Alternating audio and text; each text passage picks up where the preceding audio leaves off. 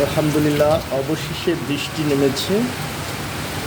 তীব্র তীব্র গরম এবং কোরবানির এই ঈদটা গরমের কারণে অনেকেই ভালোভাবে পরিজনের সঙ্গে পালন করতে আমরা পারিনি। তো অবশেষে বৃষ্টি আসলো। আশা করি বৃষ্টিটা কয়েকদিন স্থায়ী হবে শান্তির জন্য।